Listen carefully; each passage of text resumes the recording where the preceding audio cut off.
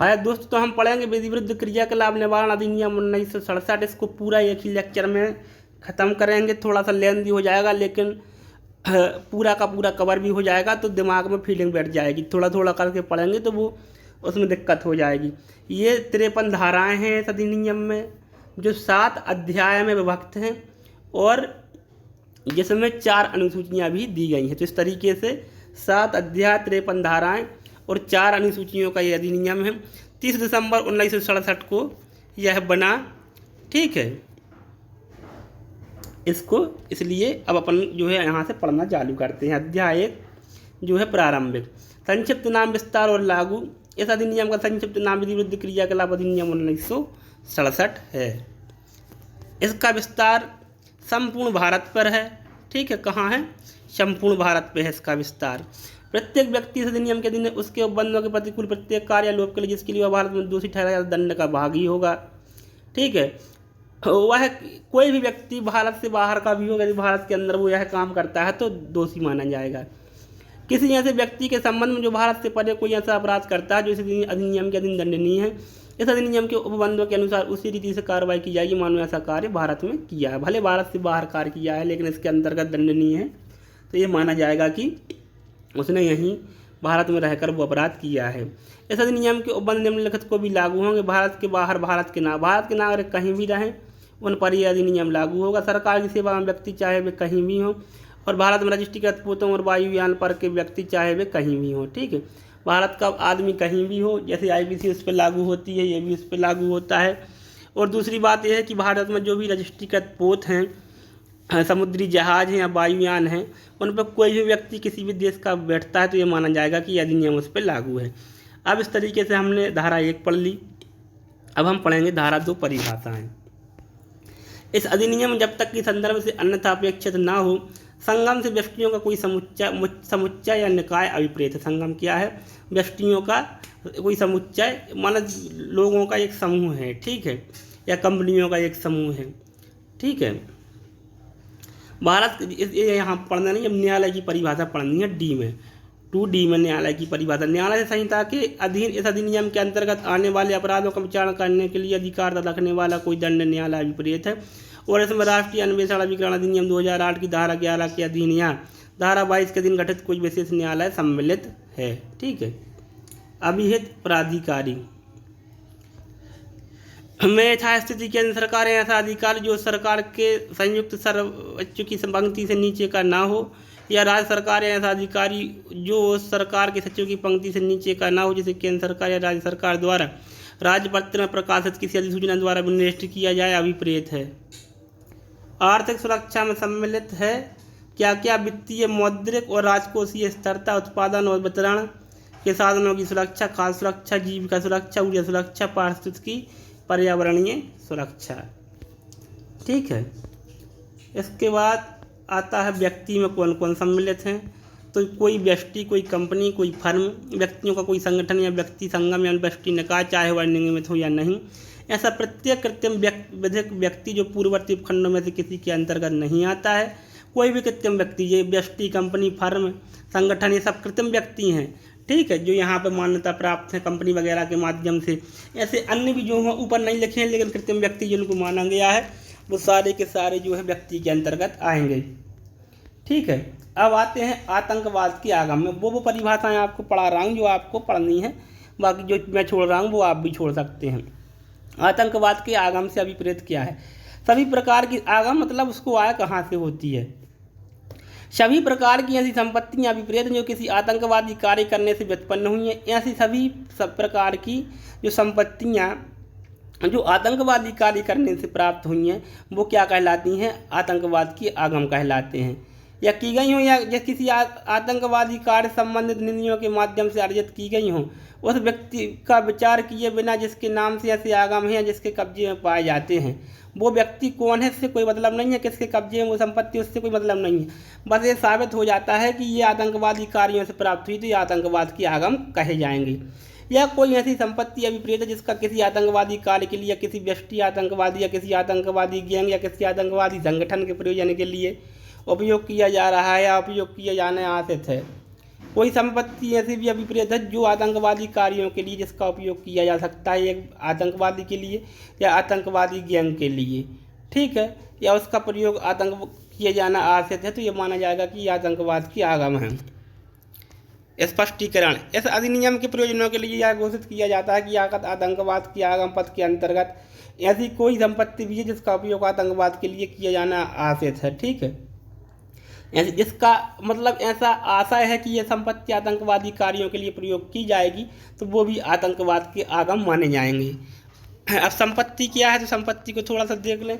संपत्ति से प्रत्येक बाड़न की संपत्ति और अस्थियाँ, चाहे वे मूर्त हो या अमूर्त, जंगम या स्थावर, भौतिक आवेदक हों और बैंक प्रत्ययों, यात्री चेकों, बैंक चेकों, ठीक है, मनी ऑर्डरों, शेयरों, प्रतिभूतियों, बंधपत्रों, ड्राफ्टों, प्रत्यय पत्रों, नकदी और बैंक खाते जिसमें किसी भी प्रकार से अर्जित निधि सम्मिलित, ये सब संपत्ति में आते हैं, के माध्यम से यदि संपत्ति का अस्थियों के हक या उनमें हित के साक्ष्य स्वरूप की भी रूप में, जिसके अंदर इलेक्ट्रॉनिक या अंकीय रूप भी है, किंतु जो उस तक सीमित नहीं है, विधिक दस्तावेज विलेख और लिखते हैं, अभिप्रेत है। अनुसूची, भारत के राज्य क्षेत्र किसी भाग का संघ से विलग हो जाना के अंतर्गत यह अवधारित करने के लिए किसी दावे का प्रत्याख्यान आता है कि क्या यह सब भाग भारत के राज्य क्षेत्र का भाग रहेगा, ठीक है। अगर भारत के राज्य क्षेत्र की संघ के किसी भाग का संघ से विलग हो जाना मतलब कोई अलग हो जाता है कोई राज्य, ठीक है, तो अभी भारत का भाग रहेगा कि नहीं रहेगा, यह कहलाता है विलग होना, ठीक है। किसी संघ राज्य क्षेत्र के संबंध में राज्य सरकार से उसका प्रशासक अभिप्रेत है। जो संघ राज्य क्षेत्र हैं उनमें जहाँ भी राज्य सरकार लिखा है वहाँ पर उनका जो प्रशासक है लेफ्टिनेंट गवर्नर होता है, उपराज्यपाल होता है, जो ये माना जाएगा कि वही है। आतंकवादी कार्य का वही अर्थ है जो धारा 15 में है, उसका आतंकवाद तथा आतंकवादी पदों के तदनुसार अर्थ लगाया जाएगा, ठीक है। आतंकवादी गैंग क्या कहलाती है? आतंकवादी गैंग से आतंकवादी संगठन से भिन्न कोई संगम, चाहे व्यवस्थित हो या अन्यथा, जो आतंकवादी कार्य संबंधित या उसमें अंतर्वलित है, अभिप्रेत है, उसमें अंतर्वलित है, उसका सहयोग कर रहा है, तो वो आतंकवादी गैंग है। आतंकवादी संगठन से पहली अनुसूची में सूचीबद्ध कोई भी संगठन या इस प्रकार सूचीबद्ध किसी संगठन के रूप में उसी नाम से कार्य करने वाला कोई संगठन अभिप्रेत है। एक सूची दी गई है पहली, जिसमें आतंकवादी घोषित किया गया है कई संगठनों को, ठीक है, और ऐसा ही काम करने वाले अन्य संगठन भी आतंकवादी संगठन कहलाते हैं। अब विधि विरुद्ध क्रियाकलाप की परिभाषा कहाँ की गई है? 2 अड़ा में दी गई है, ये याद रखना क्योंकि ये मेन जो है टाइटल सेक्शन है इस एक्ट की, ठीक है, कि विधि विरुद्ध क्रियाकलाप कहलाते क्या हैं। विधि विरुद्ध क्रियाकलाप से किसी व्यक्ति या संगम के संबंध में ऐसे व्यक्ति या संगम द्वारा चाहे कोई कार्य करके या बोलेगा अथवा लिखेगा शब्द द्वारा या संकेत द्वारा या दृश्य रूपण द्वारा या अन्यथा की गई कोई ऐसी कार्रवाई अभिप्रेत है जो किसी भी आधार पर वह चाहे कुछ भी हो, भारत के राज्य क्षेत्र किसी भाग का अध्यर्पण या भारत के राज्य क्षेत्र किसी भाग का संघ से विलग हो जाना गठित करने के लिए आश्रित है, ठीक है।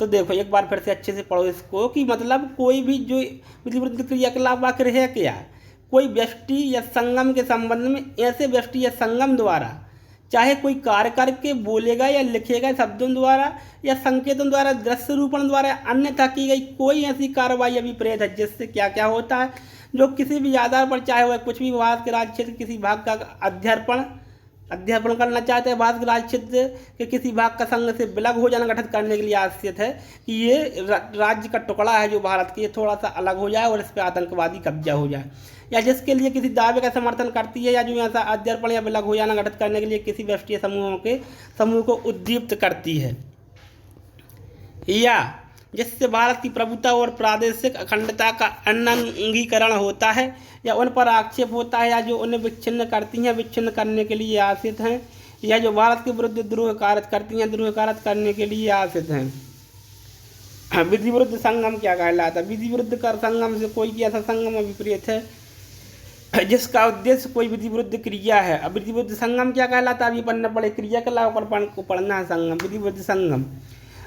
से ऐसा संगम अभिप्रेत है जिसका उद्देश्य कोई विधि विरुद्ध क्रिया है या जो कोई विधि विरुद्ध क्रिया करने के लिए व्यक्तियों को प्रोत्साहित करता है या उसकी सहायता करता है, अथवा जिसके सदस्य ऐसी क्रिया करते हैं, अथवा जिसका उद्देश्य भारत दंड संहिता की धारा 153 का या 153 खा के अधीन दंडनीय कोई कार्य है या जो कोई ऐसा कार्य करने के लिए व्यक्तियों को प्रोत्साहित करता है या उनकी सहायता करता है, अथवा जिसके सदस्य सदस्य कोई ऐसा कार्य करते हैं। ये सब क्या है, विधि विरुद्ध संगम है। परंतु खंड 2 की कोई बात जम्मू कश्मीर राज्य को लागू नहीं होगी, ठीक है। लेकिन अब ऐसा जो है ये सब समाप्त हो गया है, ठीक है। उन शब्दों और पदों के जो इस अधिनियम में प्रयुक्त हैं किंतु परिभाषित नहीं है और संहिता यानी CRPC में परिभाषित है, तो उसको अपन जो है दोस्तों इस लाइन का अपन थोड़ा सा क्लियर कर लेंगे बाद में, इसका क्या मतलब है यहाँ पे, ठीक है। इस अधिनियम में किसी मतलब CRPC में कोई शब्द की परिभाषा दी गई, यहाँ पर नहीं दी गई है, तो ये माना जाएगा कि उसका भी यही वही अर्थ है, ठीक है।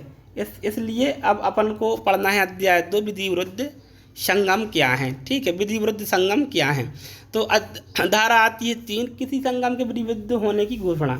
कोई संगम अब विधि विरुद्ध हो गया है, इसकी घोषणा की जाएगी। यदि केंद्र सरकार की यह राय है कि कोई संगम विधि विरुद्ध संगम या होगा या है, तो वह संगम को शासकीय राजपत्र में अधिसूचना द्वारा विधि विरुद्ध घोषित कर देगी। केंद्र सरकार को लगता है कि ये विधि विरुद्ध है, तो वह जो है गजट में क्या करेगी, सूचना निकाल के विधि विरुद्ध घोषित कर देगी, ठीक है। हर अधिसूचना में वे आधार जिन पर वह निकाली गई है तथा ऐसी अन्य विशिष्टियाँ जिन्हें केंद्र सरकार आवश्यक समझे व निर्दिष्ट होंगी। परंतु इस उपधारा में की गई कोई बात केंद्र सरकार से किसी ऐसे तत्व को प्रकट करने की योजना नहीं करेगी जिसे प्रकट करना वह लोकहित के विरुद्ध समझती है। नंबर 3, ऐसा कोई अधिसूचना तब तक प्रभावी नहीं होगी जब तक कि उसमें की गई घोषणा का अधिकरण ने धारा 4 के अधीन किए गए किसी आदेश द्वारा पुष्टि ना कर दी हो और वह आदेश शासकीय राजपत्र प्रकाशित ना कर दिया गया हो। परंतु यदि केंद्र सरकार की यह राय हो कि ऐसी परिस्थितियां विद्यमान हैं जिनमें उस सरकार के लिए संगम को तात्कालिक प्रभाव से विधि विरुद्ध घोषित करना आवश्यक हो जाता है, ठीक है। तो वह ऐसे कारणों से जिन्हें लिखित रूप में खंडित किया जाएगा निर्देश दे सकेगी कि अधिसूचना किसी ऐसे आदेश के अधीन रहते हुए धारा 4 के अधीन किया जाए, शासकीय राजपत्र में उसके प्रकाशन की तारीख से प्रभावी होगी।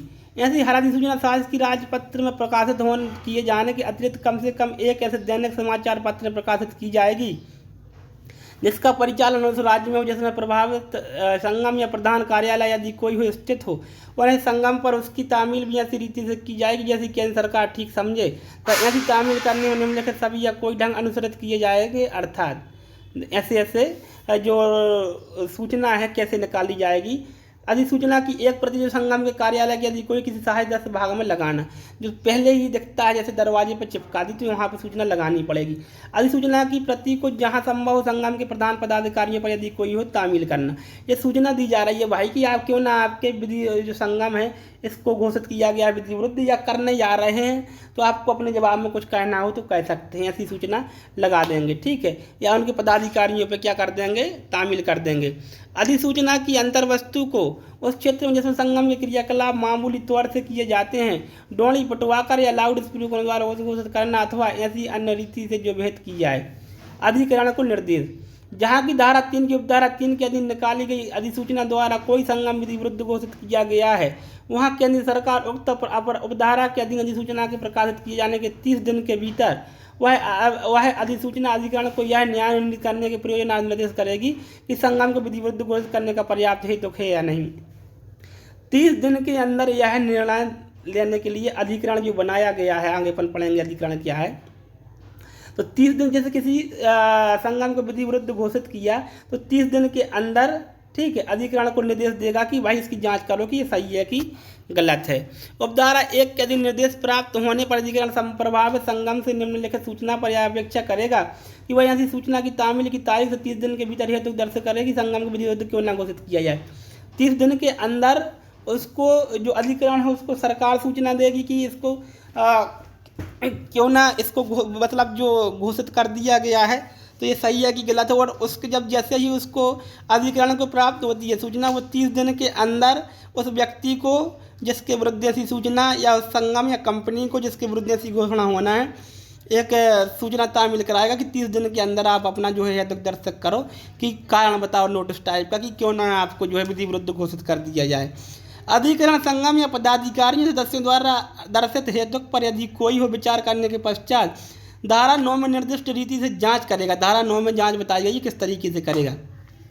और केंद्र सरकार से या संगम के किसी पदाधिकारी या सरकार के अतिरिक्त जानकारी मांगने के पश्चात जैसी वह आवश्यक समझे या निश्चय करेगा कि संगम को विधिवृद्ध घोषित करने के पर्याप्त हेतु हैं या नहीं, और अधिसूचना में की गई घोषणा की पुष्टि करने वाला या उसे रद्द करने वाला ऐसा आदेश जैसा कि वह ठीक समझे यथासंभव स्वीकृता के समय तक किसी भी दशा में धारा 3 की उपधारा 1 के अधीन अधिसूचना निकाले जाने की तारीख से 6 माह के भीतर करेगा। निपटारा कितने दिन के अंदर करना है? 6 माह के अंदर इस मामले को निपटाना है अधिकरण को। ठीक है, अधिकरण को उपधारा 3 के दिन किया गया आदेश शासकीय राजपत्र में प्रकाशित किया जाएगा, यह भी गजट में प्रकाशित किया जाएगा। अब जो अधिकरण की बात हो रही थी कि अधिकरण क्या क्या काम करेगा कैसे, तो अब अधिकरण आ गया धारा 5 में। अधिकरण केंद्र सरकार जब आवश्यक हो एक अधिकरण का गठन शासकीय राजपत्र में अधिसूचना के द्वारा कर सकेगी। कौन करेगी? केंद्र सरकार जब आवश्यक हो तब करेगी ये। ठीक है, गजट में निकाल के। ठीक है, जो विधिविरुद्ध क्रियाकलाप निवारण अधिकरण के नाम से ज्ञात होगा। क्या होगा? विधिविरुद्ध क्रियाकलाप निवारण अधिकरण के नाम से ज्ञात होगा, और जिसमें एक व्यक्ति होगा जिसकी नियुक्ति केंद्र सरकार द्वारा की जाएगी। अधिकरण में केवल एक व्यक्ति होगा जिसकी नियुक्ति केंद्र सरकार द्वारा होगी, परंतु किसी भी व्यक्ति की ऐसी नियुक्ति ना की जाएगी जब तक कि वह किसी उच्च न्यायालय का न्यायाधीश ना हो। उच्च न्यायालय में न्यायाधीश होना चाहिए, ऐसे व्यक्ति को अधिकरण बनाया जाएगा। यदि अधिकरण के पीठासीन अधिकारी के पद में अस्थायी अनुपस्थिति से भिन्न कोई व्यक्ति किसी भी कारणवश हो जाती है, अगर अस्थायी होती कोई दिक्कत नहीं, अस्थायी से भिन्न, तो केंद्र सरकार उस रिक्त को भरने के लिए इस धारा के अनुसार किसी अन्य व्यक्ति को नियुक्त करेगी और कार्यवाही को अधिकरण के समक्ष उस प्रक्रम में चालू किया जाएगा जिस प्रक्रम पर वह व्यक्ति भरी गई थी। मान लो मर जाता है न्यायाधीश, इस्तीफा देते तो पद पर नहीं जाता है, कोई भी कारण हो जाता है, तो जहाँ तक वो जाँच थी उससे आगे दूसरा वाला आके करेगा। केंद्र सरकार अधिकरण को ऐसे कर्मचारी वृंद उपलब्ध करेगी जो इस अधिनियम के अधीन उसके कृत्यों के निर्वहन के लिए आवश्यक हैं। अधिकरण के संबंध में उपगत सभी व्यय भारत की संचित निधि से चुकाए जाएंगे। धारा 9 के उपबंधों के अध्ययन रहते हुए अधिकरण को अपने कृत्यों के निर्वहन से उद्भूत होने वाले मामलों में जिनके अंतर्गत वह स्थान या भी स्थान आते हैं जहां वह अपनी बैठकें करेगा, अपनी प्रक्रिया विनियमित करने की शक्ति होगी।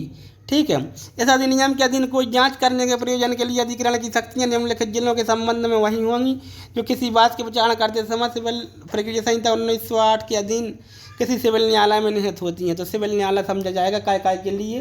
किसी साक्षी को समन करने के लिए, हाजिर कराना और शपथ पत्र का परीक्षा करना, साक्ष्य के रूप में प्रस्तुत किए जाने योग्य दस्तावेज अन्य पदार्थ का प्रकटीकरण उसका प्रस्तुत किया जाना, शपथ पत्रों पर साक्ष्य लेना, किसी न्यायालय या कार्यालय से किसी लोक अभिलेख को मंगाना, साक्षियों की परीक्षा के लिए कोई कमीशन निकालना।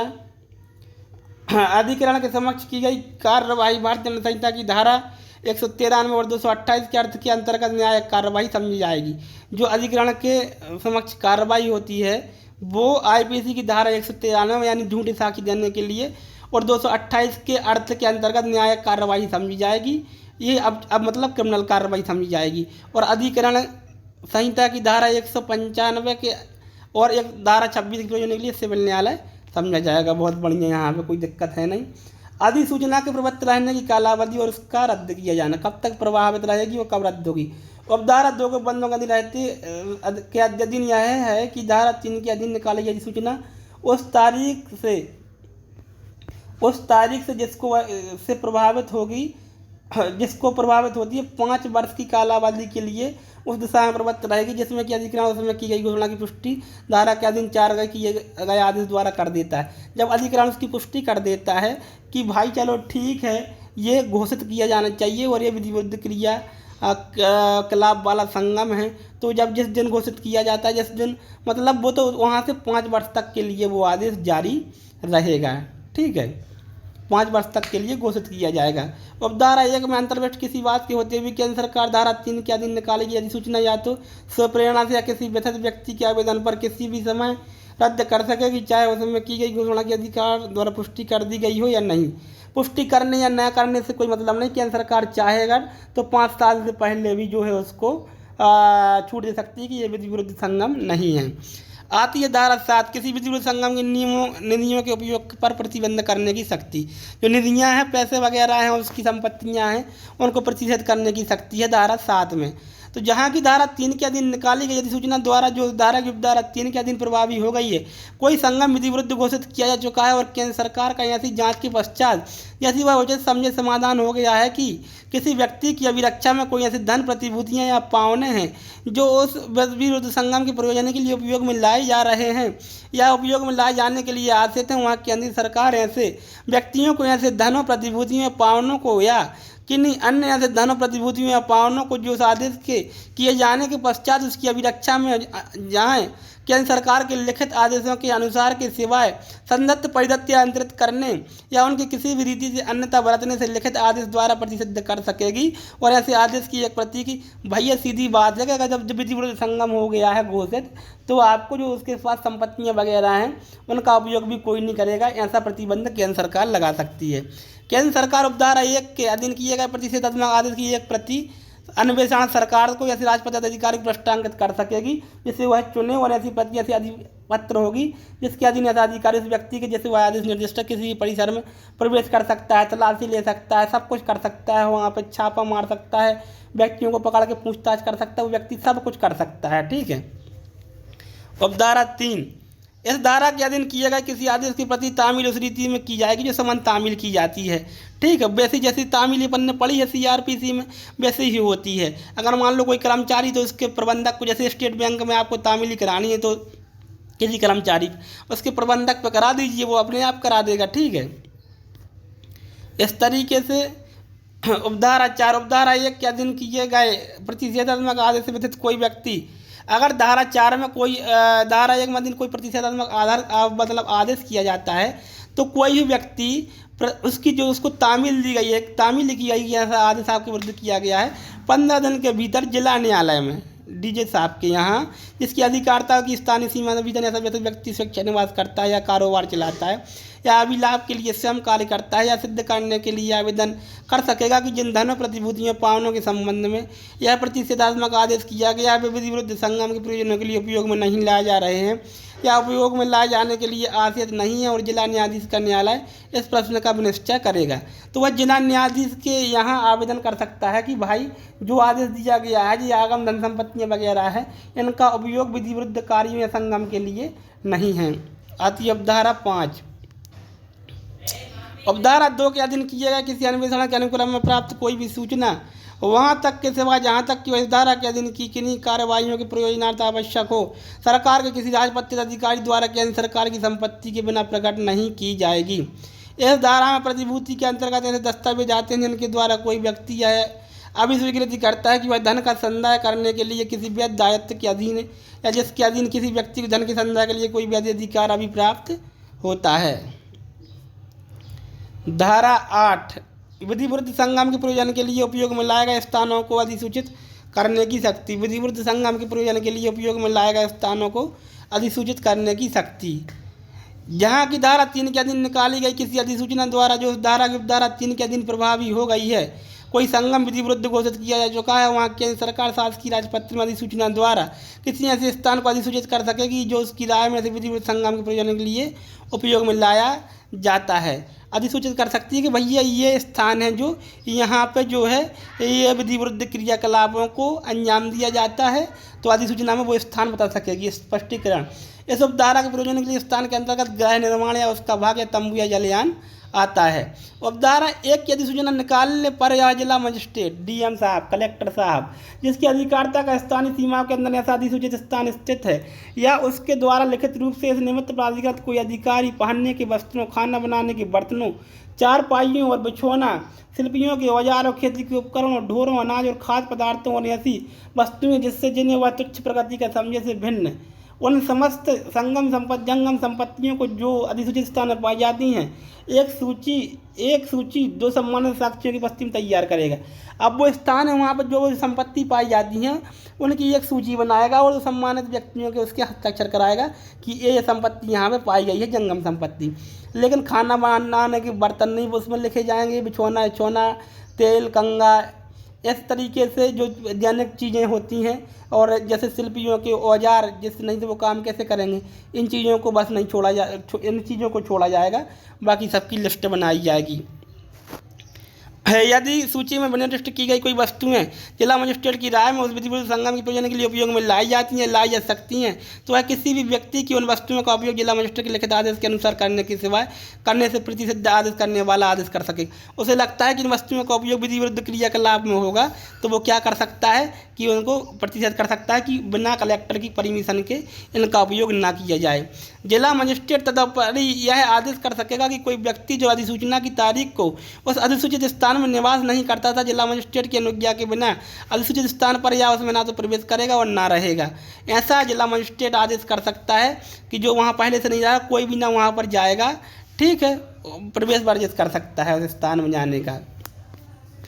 परंतु इस उपधारा में की गई बात किसी ऐसे व्यक्ति के किसी निकट संबंधी को लागू नहीं होगी जो अधिसूचना की तारीख को उस अधिसूचित स्थान में निवास करता था। अगर कोई रिश्तेदार वगैरह उस अधिसूचित स्थान में रहता था तो उसको नहीं भगाया जाएगा, वो वहीं पर निवास करेगा। उपधारा आती है 5, जहाँ उपधारा 4 के अनुसार में किसी व्यक्ति को अधिसूचित स्थान पर या उसमें प्रवेश करने वाले या रहने की अनुज्ञा दी जाती है, वहाँ वह व्यक्ति ऐसी अनुज्ञा के अधीन कार्य करते समय अपने आचरण के विनियमन के लिए ऐसे आदेशों का अनुपालन करेगा जो जिला मजिस्ट्रेट द्वारा किया जाए।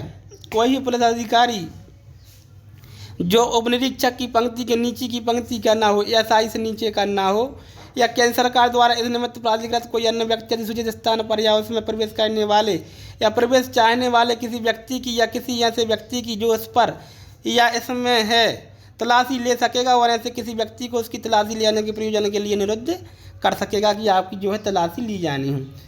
परंतु इस उपधारा के अनुसरण में किसी महिला की तलाशी महिला द्वारा ली जाने के सिवाय नहीं ली जाएगी, ठीक है। यदि उपधारा 4 के अधीन किए गए किसी आदेश को उल्लंघन में कोई व्यक्ति किसी अधिसूचित स्थान में है तो ऐसी किन्हीं अन्य कार्रवाइयों पर प्रतिकूल प्रभाव डाले बिना जो उसके विरुद्ध की जा सकेगी, उसे किसी भी अधिकारी द्वारा अथवा सरकार द्वारा इस निमित्त प्राधिकृत किसी अन्य व्यक्ति द्वारा वहाँ से हटाया जा सकेगा। आती उपधारा 8। उपधारा 1 के अधीन किसी स्थान के संबंध में निकाली गई अधिसूचना से अथवा उपधारा 3 या 4 के अधीन किए गए आदेश से व्यथित व्यक्ति, अब उसे लगता है कि हमें यहाँ से क्यों प्रतिसिद्ध कर दिया गया उस स्थान में जाने से, या क्यों हमारे खिलाफ अधिसूचना निकाल दी, तब व्यथित व्यक्ति जो पीड़ित व्यक्ति उससे क्या करेगा। यह घोषणा करने के लिए कि वह स्थान विधि विरुद्ध संग्राम के प्रयोजनों के लिए उपयोग में नहीं लाया गया है अथवा उपधारा 3 या 4 के अधीन किए गए आदेशों को पास कराने के लिए आवेदन अधिसूचना या आदेश की तारीख से 30 दिन के भीतर, वहाँ में 15 दिन के भीतर तक 30 दिन के भीतर उस जिला न्यायाधीश के यहाँ भी जिला न्यायाधीश के न्यायालय में करेगा जिसकी अधिकारता में वह रहता है और वह दोनों पक्षों को सुनवाई के पश्चात जो है प्रश्न का निश्चय करेगा, ठीक है।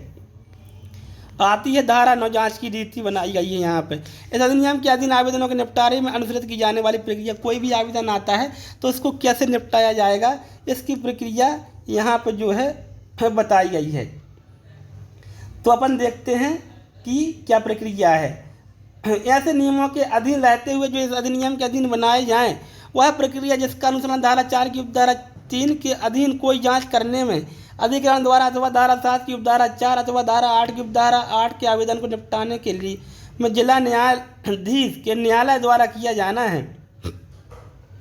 यह आवश्यक वही होगा जो दावों के अन्वेषण के लिए सिविल प्रक्रिया संहिता 1908 में अभी कहते तो यथास्थिति अधिकरण या जिला न्यायाधीश के न्यायालय का निश्चय अंतिम होगा। सीपीसी में जो सिविल बाद में प्रक्रिया चलती है वही चलेगी, और लेकिन जो है अधिकरण है वो जिला न्यायाधीश के न्यायालय का निश्चय अंतिम होगा, ठीक है। अधिकरण का या जिला न्यायाधीश के न्यायालय का जो निश्चय होगा वो अंतिम माना जाएगा, कोई उसकी अपील जो है नहीं होगी। अब आता है अध्याय 3, अपराध और शास्तियाँ, ठीक है। तो यहाँ से अपराध और दंड का मिलना जो है प्रारंभ हो जाएगा। किसी विधि विरुद्ध संगम आदि के सदस्य होने पर शास्ति, जहाँ किसी संगम को धारा 3 के अधीन जारी की गई किसी अधिसूचना द्वारा जो उपधारा 3 के अधीन प्रभावी होगा ये विधि विरुद्ध घोषित किया जाता है, वहाँ कोई व्यक्ति ऐसे संगम का सदस्य है या बना रहता है या ऐसे संगम के अधिवेशनों में भाग लेता है, ऐसे संगम के प्रयोजन के लिए अभिदाय करता है या उसके लिए कोई अभिदाय प्राप्त या तो पैसे देता है या लेता है या उसके अधिवेशनों में उसकी बैठकों में भाग लेता है, उसका सदस्य है या बना रहता है, किसी प्रकार ऐसे संगम की संक्रियाओं में सहायता करता है, कारावास जिसकी वजह 2 वर्ष तक की हो सकेगी, दंडनीय होगा और जुर्माने का भी दायी होगा। 2 वर्ष तक की सजा और जुर्माने का प्रावधान है, ठीक है। कोई व्यक्ति जो संगम का सदस्य है या बना रहता है या स्वेच्छा संगम के उद्देश्यों में किसी रीति से सहायता करने के लिए उनका संवर्धन करने के लिए कोई कार्य करता है और किसी भी दिशा में कोई अननुज्ञप्त अग्नायुध, गोला बारूद, विस्फोटक या अन्य पथकर अथवा प्रतिजीव हथियार वगैरह लेता है, जो सामूहिक विनाश कार्य करने में समर्थ और कब्जे में रखता है, और कोई ऐसा कार्य करता है जिसके परिणाम स्वरूप मानव जीवन की हानि होती है या किसी व्यक्ति को गंभीर क्षति होती है या किसी संपत्ति की कोई महत्वपूर्ण नुकसान कार्य करता है, और यदि ऐसे कार्य के परिणाम स्वरूप किसी व्यक्ति की मृत्यु हो जाती है तो मृत्यु से आजीवन कारावास दंडनीय होगा और जुर्माने का भी दायी होगा। दोस्तों यहाँ पे फांसी की सज़ा है। ठीक है, अगर अग्नायुध वगैरह वो इस्तेमाल करता है, उसके प्रयोग से किसी व्यक्ति की मृत्यु हो जाती है तो मृत्यु आजीवन कारावास से यहाँ पे दंडनीय जो है वो किया जाएगा। किसी अन्य दशा में ऐसी अवधि के कारावास से जो 5 वर्ष से कम की नहीं होगी किंतु आजीवन कारावास तक की हो सके दंडनीय होगी। अगर नहीं मरता है और अगर कोई अन्य स्थिति होती है तब ऐसी स्थिति में क्या होगा कि कम से कम 5 वर्ष की सजा और आजीवन कारावास तक जो है हो सकेगी। धारा 11 विधिवृत्त संगम की निधियों के लिए शास्ति।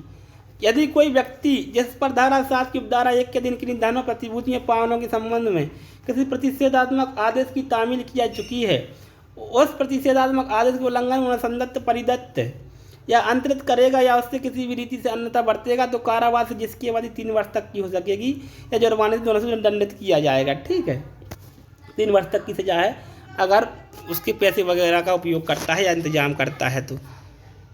CRPC में किसी बात के होते हुए भी ऐसे उल्लंघन का विचारण करने वाला न्यायालय 2 सिद्ध व्यक्ति से उन धनों या पावनों की रकमों या उन प्रतिभूतियों का बाजार मूल्य जिसके संबंध में प्रतिषेधात्मक आदेश का उल्लंघन किया गया है उनका ऐसा भाग जैसा न्यायालय ठीक समझे वसूल करने के लिए उस पर अतिरिक्त जुर्माना भी अधिरोपित कर सकता है कि इतना पैसा भी आप जो है जमा करो। धारा 12 आती है अधिसूचित स्थान के संबंध में किए गए किसी आदेश को उल्लंघन के लिए शास्ति।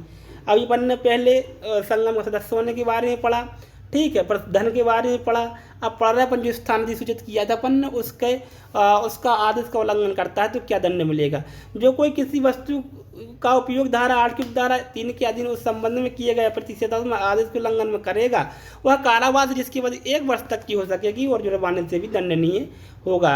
जो कोई धारा 8 की धारा 4 के अधीन किया कि किसी आदेश में उल्लंघन जानते जानबूझकर किसी अधिसूचित स्थान में होगा या उसमें प्रविष्ट होगा या प्रविष्ट होने का प्रयत्न करेगा वह यहाँ पर भी 1 साल की जो है सजा और जुर्माने का दंड है। विधिवृद्ध क्रियाकलाप के लिए दंड। अब आ गया है बड़ा भैया विधिवृद्ध क्रियाकलाप के लिए दंड। यदि कोई किसी विधिवृद्ध क्रिया में भाग लेगा या ऐसी क्रिया करेगा, किसी विधिवृद्ध क्रिया के लिए किए जाने का पक्ष समर्थन करेगा, उसका दुष्प्रेरण करेगा, उसकी सलाह लेगा या उसके किए जाने को दीप्त करेगा, वह कारावास जिसकी अवधि 7 वर्ष तक की हो सकेगी दंडनीय होगा और जुर्माने से भी दंडनीय होगा। जो कोई धारा 3 के अधीन विधिवृद्ध घोषित किएगा किसी संगम की किसी विधिवृद्ध क्रिया में उस धारा की उपधारा 3 के अधीन अधिसूचना के प्रभावी हो जाने के बाद जिसके द्वारा वह इस प्रकार घोषित किया गया हो किसी प्रकार सहायता करेगा वह कारावास जिसकी अवधि 5 वर्ष तक की हो सकेगी या जुर्माना या दोनों से दंडनीय जो है दोस्तों किया जाएगा। ठीक है, 5 वर्ष की सजा या जुर्माना या दोनों अगर वो सहायता करेगा तो। इस धारा की कोई बात भारत सरकार और किसी अन्य देश की सरकार के बीच हुई किसी संधि करार या अभिसमय को या भारत सरकार द्वारा नियुक्त प्राधिकृत किसी व्यक्ति द्वारा किए गए जाने के लिए उसके लिए की जाने वाली किसी बातचीत को लागू नहीं होगी। मान लो अगर कोई बातचीत हो जाती है, सरकार की कोई संधि हो जाती है छोड़ने वगैरह की, वो अलग चीज़ें, उस पर धारा का कोई प्रभाव नहीं होगा। अपराधों का संज्ञेय होना। संहिता में अंतर्विष्ट किसी बात के होते भी अधिनियम के अधीन दंडनीय कोई अपराध संज्ञेय है, अर्थात चाहे 2 वर्ष की सजा हो, चाहे 1 वर्ष की सजा हो, चाहे कितनी भी सजा हो, पुलिस बिना वारंट के गिरफ्तार इसमें कर सकती है क्योंकि इसको संज्ञेय घोषित किया गया धारा 14 में। अब आता है अध्याय 4 आतंकवादी क्रियाकलापों के लिए दंड। आतंकवादी कार्य। जो कोई भारत की एकता, अखंडता, सुरक्षा, आर्थिक सुरक्षा या प्रभुता को संकट में डालने या डालने की संभावना के आशय से या भारत में या किसी विदेश में जनता अथवा जनता किसी वर्ग के आतंक फैलाने या आतंक फैलाने की संभावना के आशय से, आतंक फैलाने भारत के अंदर और उसकी एकता अखंडता से या भारत के बाहर भारत में आतंक फैलाने के उद्देश्य से आशय से कोई निम्नलिखित काम करेगा तो ये माना जाएगा कि उसने आतंकवादी कार्य किया है। बमों, डायनामाइट या अन्य विस्फोटक पदार्थों या ज्वलनशील पदार्थों या अग्नायुधों या अन्य प्राणहार आयुधों या विषयों या अपायकर गैसों या अन्य रसायनों या परिसंकटमय प्रकृति के किन्हीं अन्य पदार्थों का या किसी भी प्रकृति के किन्हीं अन्य साधनों का उपयोग करके ऐसा कोई कार्य करता है जिससे किसी व्यक्ति या व्यक्तियों की मृत्यु होती है, उन्हें क्षति होती है, होने की संभावना है, या संपत्ति की हानि या उसका नुकसान या विनाश होता है या होने की संभावना है, या भारत में या किसी विदेश में समुदाय के जीवन के लिए अनिवार्य किन्हीं प्रदायों या सेवाओं में विघ्न कारित होता है या होने की संभावना है। उच्च क्वालिटी की कागज, सिक्के या किसी अन्य सामग्री की कूटकृत भारतीय करेंसी के निर्माण या उसकी तस्करी या परिचालन से भारत की मौद्रिक स्थिरता को नुकसान कारित होता है। भारत की, तो दोस्तों इसको एक बार आप पढ़ लीजिएगा तो आपको जो है याद हो जाएगा कि कौन कौन से ये आतंकवादी कार्य कहलाते हैं। ठीक है, ये है। तो ठीक है, अब लोककारी कृत्य की परिभाषा इसी में अभी धारा 15 ये चल रही है। ठीक है, तो लोककारी, लोक कृत्यकारी से अभी आतंकवादी कार्यों की अपन परिभाषा अपन ने पढ़ ली है। ए में अभी में पढ़ते लोक कृत्यकारी कौन कहलाएंगे। लोक कृत्यकारी संवैधानिक प्राधिकारी या केंद्र सरकार द्वारा राजपत्र में लोक कृत्यकारी के रूप में अधिसूचित कोई अन्य कृत्यकारी अभिप्रेत है। उच्च क्वालिटी की कूटकृत भारतीय करेंसी क्या है? ऐसी कूटकृत करेंसी अभिप्रेत है जो किसी प्राधिकृत या अधिसूचित न्याय संबंधी प्राधिकारी द्वारा या परीक्षा करने के पश्चात की अधिक करेंसी तीसरी अनुसूची में यथा सुरक्षा लक्षणों की अनुकृति है या उसके अनुरूप या उस रूप में घोषित की जाए। ठीक है, आतंकवादी कार्य के अंतर्गत ऐसा कोई कार्य आता है जिससे दूसरी अनुसूची में अंतर्गत संधियों में से किसी भी परिधि के अंतर्गत अपराध घटित होता है और जो उसमें अपराध परिभाषित है। ठीक है, दूसरी अनुसूची में बताया गया, उसको अपन वहाँ पर देख लेंगे। यहाँ पे ये ज़्यादा इंपॉर्टेंट नहीं है, बस बता दी वहाँ पे लिखे थे। आतंकवादी कार्य पढ़ लीजिए 16-15-1 में, वो इम्पोर्टेंट है। लोक अधिकृत बी में है, ए में है, सॉरी इतना याद रखना, एक में पढ़े हैं अपन ने। ठीक है, तो अब आतंकवादी कार्य के लिए दंड 16 में, ये दंड देख लो बस, और ज़्यादा दिक्कत की बात यहाँ पे है नहीं। तो आतंकवादी कार्य के लिए दंड है 16 में। जो कोई आतंकवादी कार्य करेगा वह यदि ऐसे कार्य के परिणामस्वरूप किसी व्यक्ति की मृत्यु हुई तो मृत्यु दंड आजीवन कारावास दंडनीय होगा और जुर्माने के लिए भी दायी होगा। अन्य स्थिति में 5 वर्ष से कम की सजा नहीं होगी, किंतु जो आजीवन कारावास तक हो सकेगी। कोई भी आतंकवादी कार्य करता है, ठीक है, तो अगर कोई व्यक्ति मर गया है उससे तो फांसी की सजा या आजीवन कारावास, और अन्य कार्य में कम से कम 5 वर्ष की सजा, और जो है अधिकतम कितनी आजीवन कारावास तक से, और जुर्माने से दंड नहीं होगा। आतंकवादी कार्य के लिए निधियाँ जुटाने के लिए दंड, जो पैसा इकट्ठा करेगा उसके लिए दंड धारा 17 में है। जो कोई भारत में या विदेश में प्रत्यक्ष रूप से या अप्रत्यक्ष रूप से किसी व्यक्ति या किन्हीं व्यक्तियों से चाहे किसी विधि सम्मत या विधि विरुद्ध स्रोत से निधियाँ जुटाता है या उपलब्ध कराता है या निधियाँ संग्रहित करता है या उपलब्ध कराने का प्रयास करता है, अथवा यह जानते हुए कि ऐसी निधियों या ऐसे व्यक्ति या व्यक्तियों द्वारा या किसी आतंकवादी संगठन द्वारा या किसी आतंकवादी गैंग द्वारा या किसी व्यस्त आतंकवादी द्वारा कोई आतंकवादी कार्य करने के लिए पूर्णतः या भागता उपयोग किए जाने की संभावना है, किसी ऐसे व्यक्ति या किन्हीं व्यक्तियों के लिए इस बात को विचार में किए बिना कि निधियों के ऐसे कार्य के, तो यहाँ पे ज़्यादा पढ़ना आवश्यक नहीं है। सजा देख लो कि जो निधियाँ जुटाने का काम करेगा, चाहे वो लीगल वे में हो या इलीगल वे में, भारत या भारत के बाहर हो, ठीक है, 5 वर्ष से कम की सजा नहीं होगी और आजीवन कारावास तक हो सकेगी। ठीक है, और यहाँ पर ये कोई ज़्यादा दिक्कत की बात यहाँ पर है नहीं। ठीक है, अब अपन को पढ़ना है षड्यंत्र आदि के लिए दंड धारा 18। जो कोई आतंकवादी कार्य करने या आतंकवादी कार्य की जाने की तैयारी या कार्य करने का षड्यंत्र करेगा या प्रयत्न करेगा या उसके लिए पक्ष पोषण करेगा, दुष्प्रेरणा करेगा, सलाह देगा, उद्दीपन करेगा, निर्देश देगा या जानबूझकर उसका किए जाना सुकर बनाएगा, वैसे कारावास है जिसकी अवधि 5 वर्ष से कम नहीं होगी, किंतु जो आजीवन कारावास तक हो सकेगी, दंड नहीं होगा, जुर्माने से भी दायी होगा। आतंकवादी शिविर आयोजित करने के लिए दंड 18 का। ठीक है, जो कोई आतंकवाद में प्रशिक्षण के करने के लिए किसी शिविर या शिविरों का आयोजन करेगा वह या कराएगा तो वह ऐसी अवधि के कारावास जो 5 वर्ष से कम नहीं होगी, किंतु आजीवन कारावास तक की हो सकेगी, दंड नहीं होगा और जुर्माने का भी दायी होगा। ठीक है, आती है 18 खा। आतंकवादी कार्य के लिए किसी व्यक्ति या व्यक्तियों को भर्ती करने के लिए दंड। जो कोई किसी आतंकवादी कार्य करने के लिए किसी व्यक्ति या व्यक्तियों को भर्ती करेगा, ठीक है, व्यक्तियों की भर्ती की बात हो रही है, तो वह ऐसी अवधि की कारावास जो 5 वर्ष से कम की नहीं होगी, किंतु जो आजीवन कारावास तक की हो सकेगी, दंड नहीं होगा और जुर्माने के लिए भी दायी होगा। ठीक है, संश्रय देने के लिए दंड। जो आतंकवादियों को संश्रय देगा, संश्रय कहाँ परिभाषित है? IPC की धारा 52 में परिभाषित है। ठीक है, जो कोई किसी व्यक्ति को यह जानते हुए कि वह व्यक्ति आतंकवादी स्वेच्छा संश्रय देगा, स्वेच्छा, ऐसा नहीं कि उसकी डर धमकी के कारण दिया, अपने मन से जो देगा, छिपाएगा, ठीक है, या छिपाने का प्रयास करेगा, यहाँ से कारावास जिसकी वजह 3 वर्ष से कम नहीं होगी, किंतु आजीवन कारावास तक की हो सकेगी, दंड नहीं होगा, जुर्माने के लिए भी दायी होगा। परंतु यह धारा ऐसे मामलों को लागू, हाँ, तो पति पत्नी को लागू नहीं होती। अगर पति ने अपनी पत्नी को छिपा लिया या पत्नी ने पति को, तो वो संश्रय नहीं माना जाता है, क्योंकि पति पत्नी कानून की दृष्टि में एक यूनिट माने गए हैं, एक इकाई माने गए हैं। ठीक है, आतंकवादी गैंग या संगठन का सदस्य होने के लिए दंड। कोई व्यक्ति जो यहाँ से किसी आतंकवादी गैंग या किसी आतंकवादी संगठन का सदस्य है, जो आतंकवादी कार्य में सम्मिलित है, वो यहाँ से कारावास है जिसकी अवधि आजीवन कारावास तक की हो सकेगी, दंडनीय होगा और जुर्माने के लिए भी दायी होगा। आतंकवाद के आगमन को धारित करने के लिए दंड। जो कोई जानबूझकर किसी आतंकवादी कार्य किए जाने से उत्पन्न या अभी प्राप्त की गई आतंकवादी निधि के माध्यम से अर्जित किसी संपत्ति को धारित करेगा, ठीक है, वह यहाँ से कारावास है जिसकी अवधि आजीवन कारावास तक की हो सके, दंडनीय होगा और जुर्माने से भी दायी होगा। ठीक है, जो आतंकवाद के आगमन ने पहले पढ़ लीजिए कौन उसका पैसा वैसा रखता है।